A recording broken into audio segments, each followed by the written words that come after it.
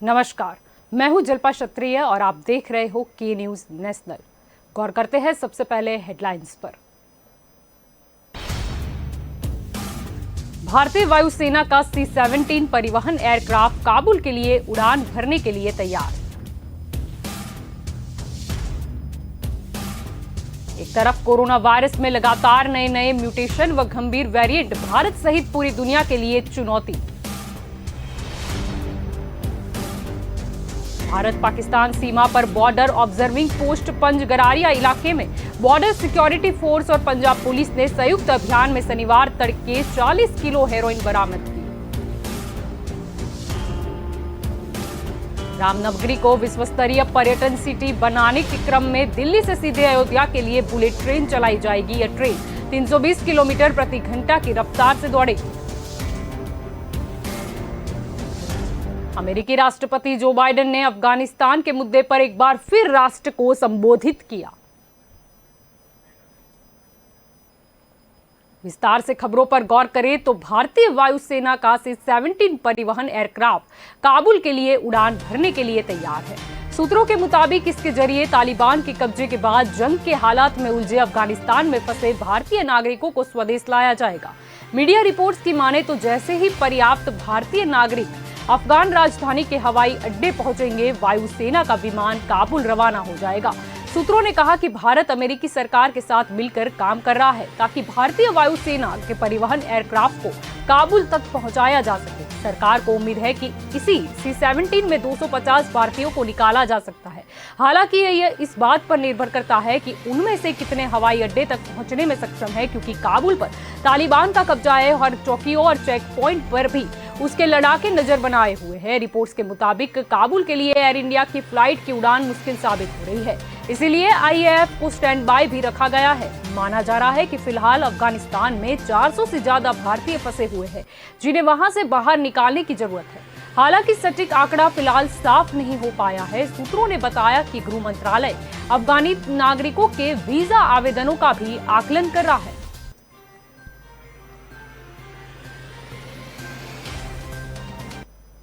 बात करें कोरोना की तो एक तरफ कोरोना वायरस में लगातार नए नए म्यूटेशन व गंभीर वेरिएंट भारत सहित पूरी दुनिया के लिए चुनौती बन रहे हैं, वहीं दूसरी ओर इन म्यूटेशन का पता लगाने के लिए एकमात्र विकल्प जीनोम सीक्वेंसिंग में तेजी से गिरावट आ रही है। स्थिति यह है कि बीते अप्रैल मई की तुलना में जुलाई माह में काफी कम सैंपल की सीक्वेंसिंग हुई है, जिनके आधार पर कहा जा रहा है कि भारत में सबसे ज्यादा डेल्टा वेरिएंट के मामले मिल रहे हैं। इंसाकॉम के मुताबिक इस वर्ष अप्रैल में देश जब दूसरी लहर का सामना कर रहा था, उस दौरान 15,547 सैंपल की सीक्वेंसिंग हुई।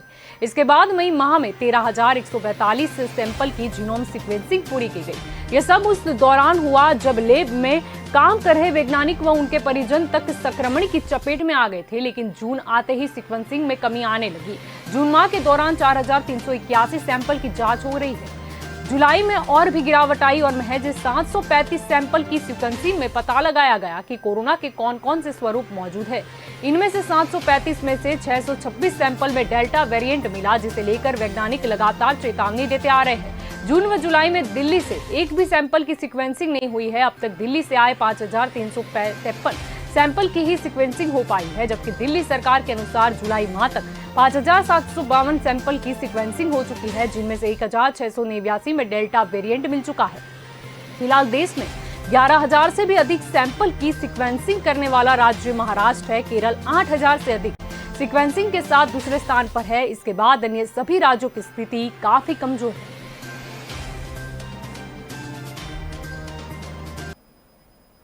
भारत पाकिस्तान सीमा पर बॉर्डर ऑब्जर्विंग पोस्ट पंजगराइया इलाके में बॉर्डर सिक्योरिटी फोर्स और पंजाब पुलिस ने संयुक्त अभियान में शनिवार तड़के हेरोइन बरामद की है। पाकिस्तान तस्करों ने एक प्लास्टिक की पाइप के जरिए हेरोइन की उक्त खेप इधर भेजी थी। BSF ने शुक्रवार व शनिवार की मध्यरात्रि सीमा पर हलचल देखी तो फायर किए, जिसके बाद पाकिस्तानी लश्कर फरार हो गए। BSF और पंजाब पुलिस ने आज तड़के BOP पंजगराइया इलाके में तलाशी अभियान के दौरान उक्त बरामदगी की। पुलिस ने बताया कि सीमा सुरक्षा बल ने ग्रामीण पंजाब पुलिस के साथ अमृतसर के पंजगरिया इलाके से 40 किलो से ज्यादा हेरोइन, 190 ग्राम अफीम, 2 प्लास्टिक पाइप बरामद किए हैं। मामला दर्ज कर जांच भी शुरू कर दी गई है।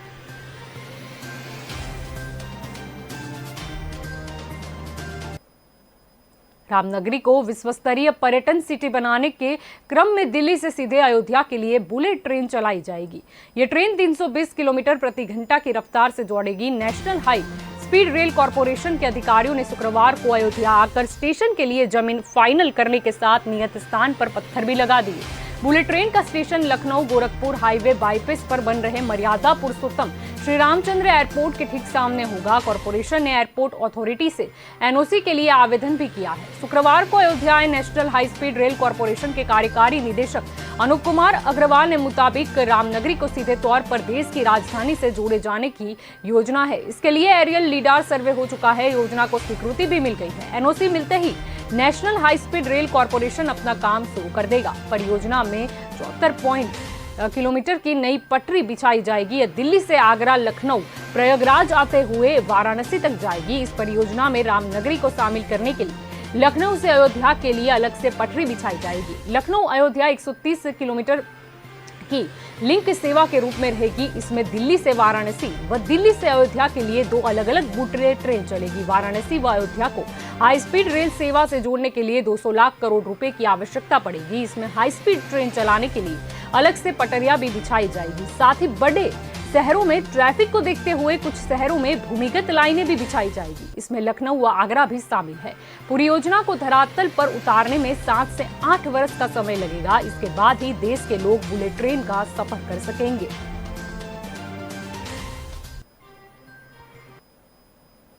अमेरिकी राष्ट्रपति जो बाइडेन ने अफगानिस्तान के मुद्दे पर एक बार फिर राष्ट्र को संबोधित किया। बाइडेन ने कहा कि अफगानिस्तान में इतिहास का अब तक का सबसे मुश्किल भरा निकासी अभियान चलाया जा रहा है। बाइडेन ने 4 दिन में दूसरी बार देश को संबोधित किया है। इसके साथ ही उन्होंने तालिबान को चेताते हुए कहा कि हम अमेरिकी सैनिकों पर तालिबान का हमला बर्दाश्त नहीं करेंगे। उन्होंने कहा कि अमेरिकी लोगों के निकलने तक सेना वहां रहेगी। बाइडेन ने कहा कि अफगानिस्तान से लोगों को निकालने का सिलसिला जारी है। आज यानी कि उन्होंने शुक्रवार को ये कहा था कि 5000 लोगों को निकाला गया है। अमेरिकियों व अन्य देशों के नागरिकों के अलावा अफगानी लोगों को भी वहां से निकाला जा रहा है। काबुल एयरपोर्ट पर अमेरिकी सेना का पूरा नियंत्रण है। उन्होंने कहा कि आज दुनिया के सामने बड़ा संकट खड़ा हो गया है। अब तक 18,000 लोगों को निकाला गया है तो 14 अगस्त के बाद से 13,000 लोगों को काबुल से बाहर निकाला गया है। अमेरिका में अभी 6,000 से अधिक सेना तैनात है। लोगों को निकालने का काम लगातार जारी है। ये इतिहास का अब तक का सबसे मुश्किल भरा निकासी अभियान है।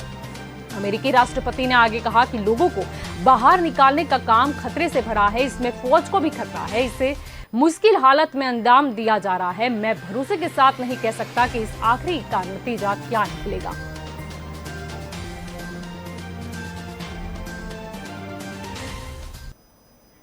वक्त हो चला है एक छोटे से ब्रेक का। लेंगे एक ब्रेक।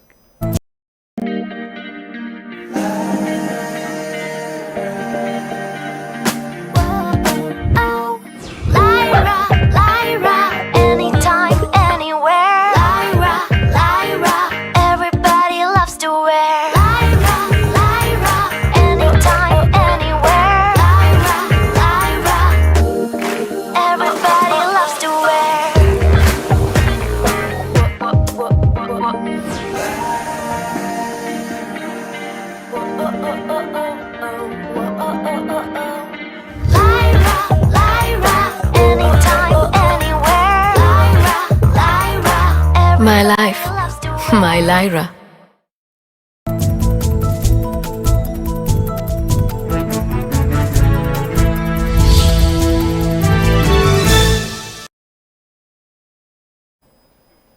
Welcome back. आगे खबरों पर गौर करें तो हिंसाग्रस्त अफगानिस्तान के छात्रों के लिए विभिन्न आईआईटी ने मदद का हाथ बढ़ाया है। अफगानी छात्रों छात्राओं को दाखिला से लेकर वीजा दिलाने, फीस माफी सहित वित्तीय मदद दिलाने की योजनाएं भी तैयार की गई है। दाखिले के लिए संस्थानों ने स्पेशल विंडो खोली है। इसके अलावा वीजा सुविधाओं के लिए संस्थान केंद्रीय गृह मंत्रालय और विदेश मंत्रालय के संपर्क में है। इसके जरिए कोशिश यही है कि तालिबान की पाबंदियों का असर वहां के प्रतिभाशाली छात्रों की पढ़ाई पर न पड़े।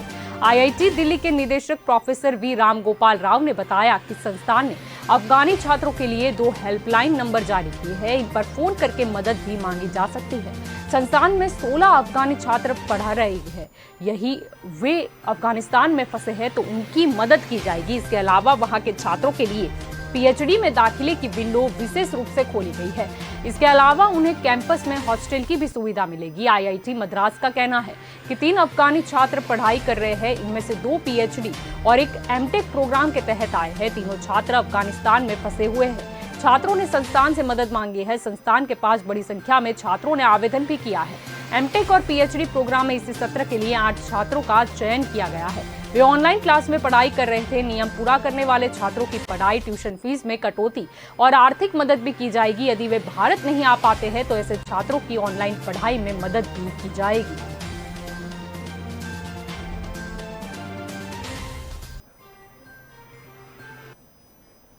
कोरोना वायरस की तीसरी लहर के खतरे के बीच एक चौंकाने वाली रिसर्च सामने आई है। इसमें कहा गया है कि 3 साल से कम उम्र का बच्चा अगर कोरोना संक्रमित होता है तो घर के बड़े लोगों में संक्रमण फैलने का खतरा ज्यादा है।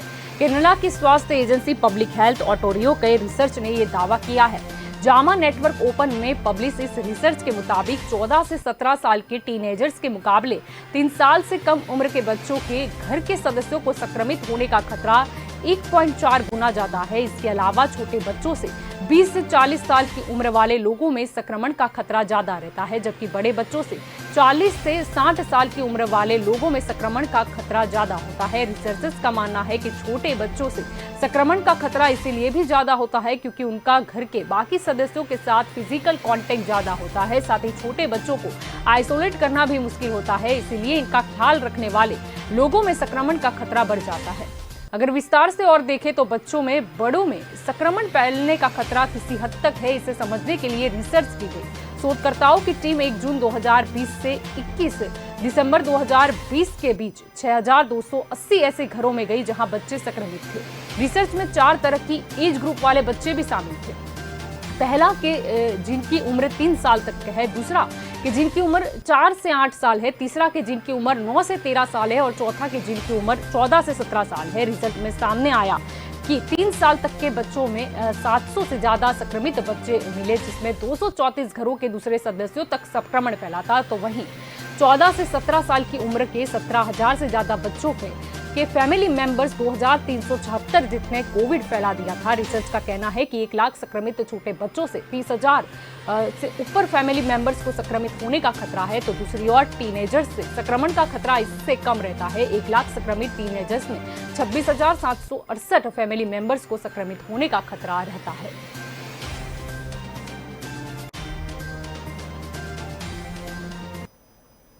अफगानिस्तान में अशांति और व्यवस्था परिवर्तन के बीच वहां के 15 छात्रों ने आगरा के केंद्रीय हिंदी संस्थान में हिंदी पढ़ने में रुचि दिखाई है। दूतावास के माध्यम से प्राप्त आवेदनों के आधार पर अफगानिस्तान के 30 छात्रों का चयन संस्थान में प्रवेश के लिए किया गया था। करीब 10 दिन पूर्व चयनित सभी छात्रों को केंद्रीय हिंदी संस्थान की ओर से ईमेल भेजकर प्रवेश के संबंध में सहमति मांगी गई।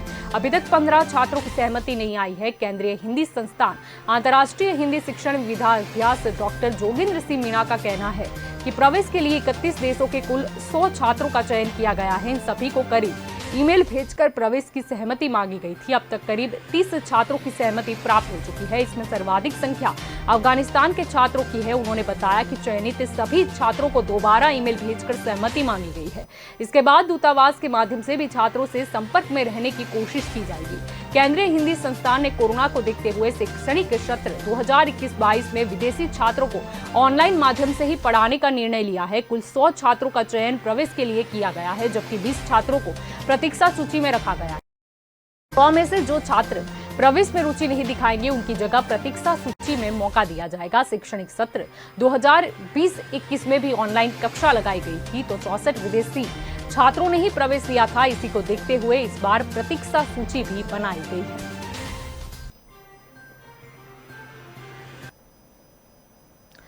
अगर आप एक छोटे या मझोले साइज का उद्यम चला रहे हैं जिसमें निर्यात करने की क्षमता है, लेकिन किसी वजह से उसकी क्षमता का पूरा इस्तेमाल नहीं कर पा रहे हैं, तो एक अच्छी खबर है। सरकार ने आप जैसे उद्यमियों की मदद करने के लिए एक फंड बनाया है जिसे उभरते सितारे नाम दिया गया है। इस प्रोग्राम के तहत सहायता के योग्य होने पर आपकी कंपनी की ग्रोथ में आ रही दिक्कतों की पहचान की जाएगी और उनको दूर करने के लिए उपाय किए जाएंगे। उभरते सितारे प्रोग्राम में उन कंपनियों की पहचान की जाएगी जिनमें टेक्नोलॉजी, प्रोडक्ट या प्रोसेस के मोर्चे पर दूसरों पर बढ़त हासिल होगी। फंड को शुरू करने वाली 2 संस्थाएं हैं, एनजिम बैंक और सिडबी। फंड का साइज 250 करोड़ रुपए होगा, जिसको जरूरत पड़ने पर 500 करोड़ रुपए का बनाया जा सकता है। योग्य कंपनियों को मदद करने के लिए एग्जिम्स बैंक ने सिडबी के साथ मिलकर IIT, IISc बेंगलोर और IIM जैसी शैक्षणिक संस्थाओं रहित देश भर की कई संस्थाओं के साथ मिलकर काम किया है। इस फंड का उद्घाटन वित्त मंत्री निर्मला सीतारामन ने 21 अगस्त को उत्तर प्रदेश की राजधानी लखनऊ में करेगी।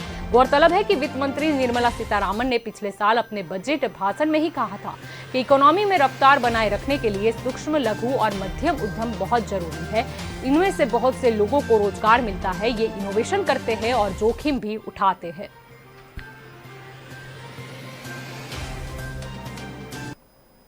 दिल्ली NCR में शुक्रवार रात से शुरू हुआ झमाझम बारिश का सिलसिला अभी भी जारी है।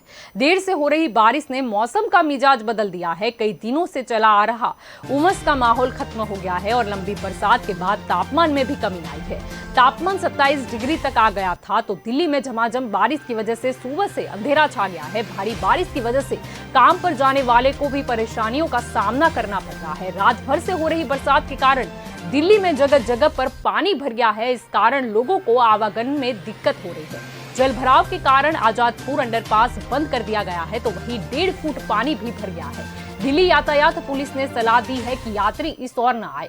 वहीं ट्रैफिक पुलिस ने मिंटो ब्रिज पर भी यातायात की आवाजाही बंद कर दी है। जैसे जैसे दिन चढ़ेगा, जल भराव से होने वाली किल्लत भी बढ़ेगी, क्योंकि पानी लगातार बरस रहा है।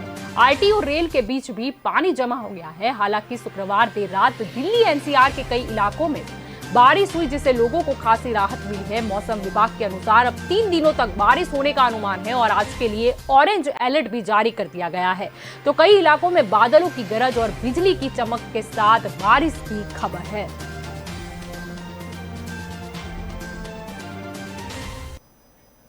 तो वक्त हो चला है एक छोटे से ब्रेक का। लेंगे एक ब्रेक। के रेडियो माहिती, मनोरंजन और मस्ती का ट्रायो। के रेडियो कहीं भी कभी भी। दिन हो मंगलमय से लेकर गुजरा हुआ जमाना तक का सफर। के रेडियो आप सुन रहे हो के रेडियो। जल्द शुरू हो रहा है के न्यूज की सुरीली भेंट। के रेडियो आप सुन रहे हो के रेडियो, कहीं भी कभी भी। आप हमें डाउनलोड कर सकते हैं। लाइक कीजिए, कमेंट कीजिए, सब्सक्राइब कीजिए और सुनिए के रेडियो कहीं भी कभी भी। मैं हूँ आपकी आज जलपा। रे रे रे रे मारी सवार, ये गाना सुना ही होगा आपने। चलो सुबह हो गई, मस्ती की कश्ती, दिन का सफर सुहाना, एक शहर एक नजर, जनवाणी, सुनहरी दोपहरी, ये शाम मस्तानी, ढल गया दिन, नगमों की बारात, गुजरा हुआ जमाना, फिर वही रात है, मनोरंजन, माहिती और मस्ती के साथ। आप सुन रहे हो के रेडियो, कहीं भी कभी भी।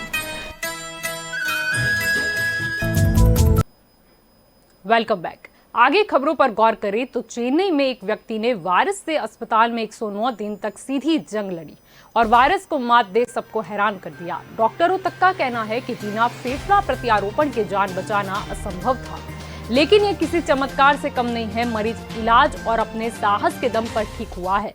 चेन्नई के रेला अस्पताल में कोरोना संक्रमण के बाद 56 वर्षीय एक व्यक्ति को अस्पताल में भर्ती कराया गया था। अस्पताल प्रशासन ने बताया कि मरीज की हालत गंभीर होने के कारण उसे एक्मो सपोर्ट पर रखा गया था। एक्मो सपोर्ट व वेंटिलेटर के जरिए रक्त के ऑक्सीजन की आपूर्ति की गई। अस्पताल ने कहा कि रोगी को 9 हफ्ते तक एक्मो सपोर्ट पर रखा गया और बिना फेफड़ा प्रत्यारोपण के ही रोगी स्वस्थ होकर बृहस्पतिवार को घर लौट गया। डॉक्टरों का दावा है कि मुदीजा देश के पहले मरीज है जो एक्मो सपोर्ट पर रहने के बाद बिना फेफड़ा प्रत्यारोपण के स्वस्थ हुए हैं। मुदीजा को अप्रैल में संक्रमण की पुष्टि हुई थी। सीटी स्कैन के जांच में पता चला कि उन्हें मध्यम स्तर के कोरोना संक्रमण के साथ निमोनिया की तकलीफ थी। मुदीजा जब अस्पताल पहुंचे थे तब उनका ऑक्सीजन लेवल 92% था, लेकिन उनकी हालत समय के साथ खराब होती जा रही थी। सांस की तकलीफ इतनी अधिक हो गई थी कि उन्हें प्रति मिनट 10 लीटर ऑक्सीजन की जरूरत हो रही थी।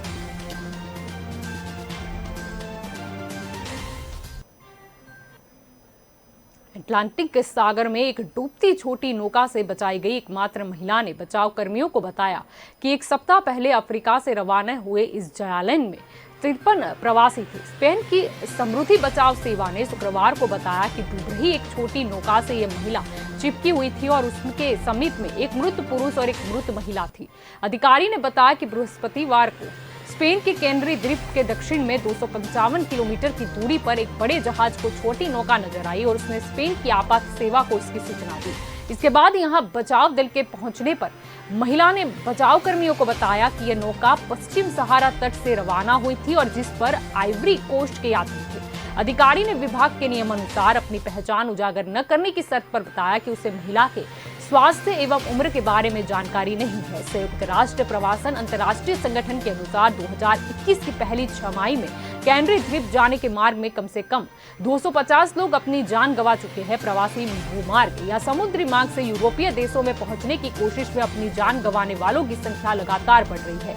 यहाँ अक्सर अवैध रूप से प्रवासी छोटी नौकाओं में तादाद से काफी अधिक मात्रा में सवार होकर आते हैं। ऐसे में अटलांटिक क्षेत्र में मौतें कोई सामान्य बात नहीं है। यह सागर अफ्रीका के पश्चिमी तट और स्पेन के कैनरी द्वीपों को बांटता है। बिकरू कांड खाकी खादी और अपराधियों के गठजोड़ का नतीजा था। न्यायिक आयोग की जांच रिपोर्ट में इस पर मुहर भी लग गई है। विकास दुबे के बाद भी यह सिलसिला थमा नहीं है। जिले में अब भी अपराधियों और खाकी खादी का गठजोड़ कायम है। खनन से लेकर सट्टा और अवैध शराब के धंधे तक पुलिस और नेताओं की सरपरस्ती में अपराधी फूल रहे हैं। इनमें कई ऐसे हैं जो अपराध की दुनिया में विकास दुबे जैसा दखल रखते हैं। इसे बिकरू कांड जैसी वारदातें दोबारा होने की आशंका से भी इनकार नहीं किया जा सकता। इलाके में पंडित जी के नाम से मशहूर विकास दुबे का हर सियासी दल में दखल रहा तो आसपास के थानों की पुलिस ने भी उनके इशारों पर नाचती रही। हर गैर कानूनी धंधे में उसकी पत्ती चलती थी। जिले के आउटर में मिट्टी और रेत के अवैध खनन में भी उसके जैसे कई कुख्यात सक्रिय थे। बिठूर, चौबेपुर, बिधनों, महाराजपुर समेत अन्य इलाकों में रात भर जेसीबी और डंपर चलते हैं। खादी और खाकी इन माफिया की ढाल बन जाते हैं। इसीलिए धड़ल्ले से अवैध कारोबार को अंजाम दे रहे थे। इस खेल में एक सत्ताधारी जनप्रतिनिधि और उसके रिश्तेदारों की गहरी पेट है। ये लोग एनसीआर के खनन माफिया के सीधे संपर्क में है। माफिया मनमाफिक रकम चुकाते हैं और उसी हिसाब से अवैध खनन करते हैं। ये वर्षों से चला आ रहा है। इस गठजोड़ के बूते खनन माफिया के गुर्गे कई बार पुलिस व मीडिया कर्मियों पर हमला तक कर चुके हैं।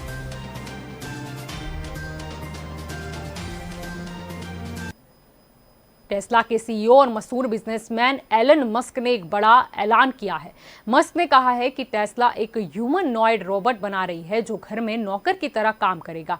अगले साल तक इसका प्रोटोटाइप भी तैयार कर लिया जाएगा। इसे ऐसे खतरनाक या उबाऊ कामों के लिए डिजाइन किया गया है जिन्हें लोग करना पसंद नहीं करते। यह रोबोट 5.8 फीट लंबा और 125 पाउंड वजनी होगा। टेस्ला के एक कार्यक्रम में बोलते हुए अरबपति कारोबारी एलन मस्क ने कहा कि यह रोबोट बोल्ट को रींच के साथ कारों से जोड़ने या दुकानों पर किराने का सामान लाने का काम संभालने के में भी सक्षम होगा। टेस्ला की फैक्ट्रियों में ऑटोमेटेड मशीन और अनुभव का फायदा इस रोबोट को मिलेगा और बेहतर तरीके से इसे तैयार किया जाएगा। इस रोबोट में company auto pilot driver assistant का कुछ हिस्सा भी इस्तेमाल करेगी। इनमें हार्डवेयर और सॉफ्टवेयर दोनों ही होंगे।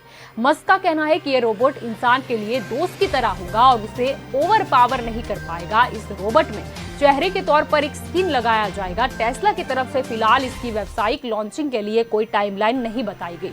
एलन मस्क ने श्रमिकों की कमी की और इशारा करते हुए कहा कि इस रोबोट का अर्थव्यवस्था के लिए गहरा प्रभाव पड़ेगा। इसे बहुत महंगा नहीं बनाना कंपनी के लिए बहुत ही अहम है।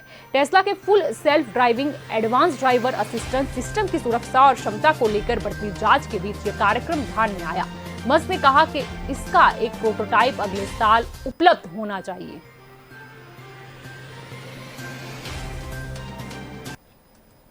आग के साथ मार्शल आर्ट के स्टंट देखने में बहुत शानदार लगते हैं, लेकिन ये कई बार जानलेवा भी हो जाते हैं। तमिलनाडु के पुडुकोट्टई जिले में कराटे कोच बालाजी के साथ ऐसा ही हुआ। वह अपने स्टूडेंट को आग के साथ कराटे स्टंट की कोचिंग दे रहे थे। इसी दौरान खुद झुलस गए। बालाजी अपने स्टूडेंट के साथ ग्राउंड में यह स्टंट कर रहे थे। इसी दौरान तेज हवा के कारण वह आग की लपटों में गिर गए। वहां मौजूद लोगों ने आग बुझाकर बालाजी को अस्पताल पहुंचाया, लेकिन उसकी जान नहीं बचाई जा सकी।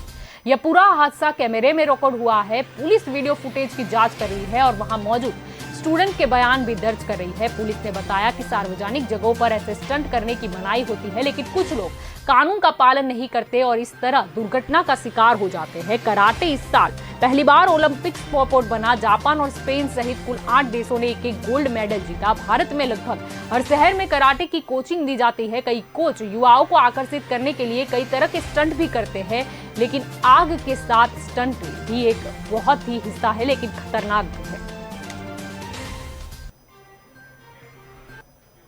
तो खबरों में अभी बस इतना ही। ज्यादा जानकारी के लिए आप जुड़े रहे के न्यूज़ नेशनल के साथ। नमस्कार।